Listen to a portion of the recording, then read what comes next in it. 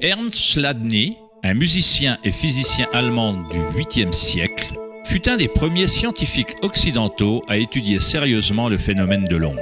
Chladni découvrit qu'en versant du sable sur des plaques de métal et en les faisant ensuite vibrer avec un archet de violon, le sable se regroupe en modèles.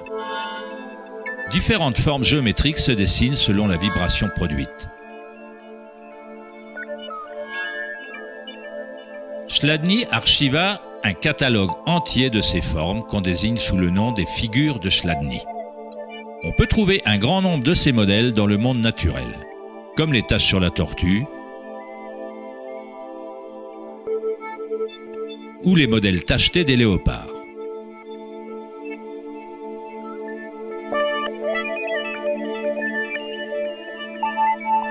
Étudier les modèles de Chladni ou la cymatique est la manière secrète dont les fabricants de guitares de haute gamme, de violons et d'autres instruments déterminent la qualité du son de leurs instruments.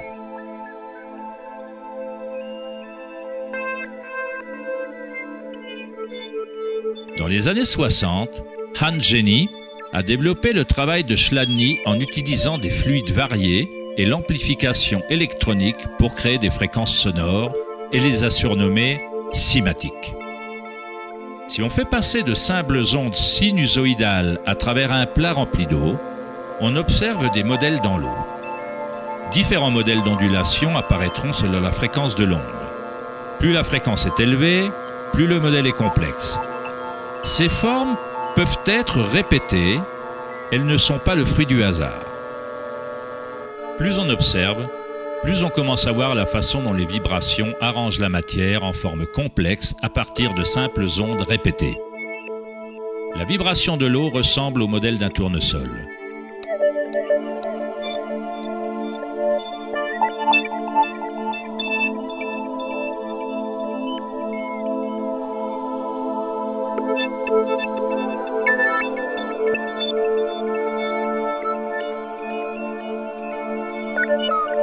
On obtient un modèle différent en changeant simplement la fréquence du son.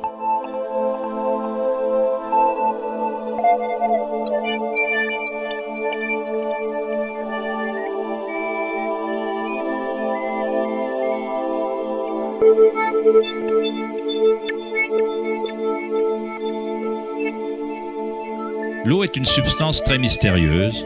Elle est extrêmement sensible, c'est-à-dire qu'elle réceptionne et maintient la vibration. De par sa grande capacité de résonance, sa sensibilité et son aptitude à résonner, l'eau réagit instantanément à tout type d'onde. L'eau vibrante et la terre constituent la majorité de la masse des plantes et des animaux.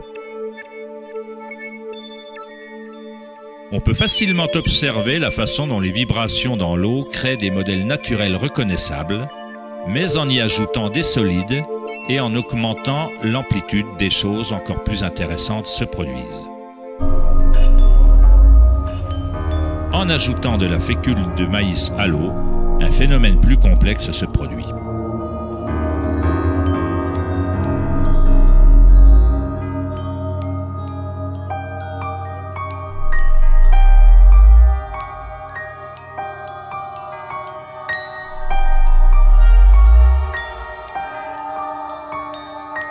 Il est possible qu'on puisse observer les principes mêmes de la vie, alors que les vibrations transforment la tache de fécule de maïs en ce qui ressemble à un organisme mouvant.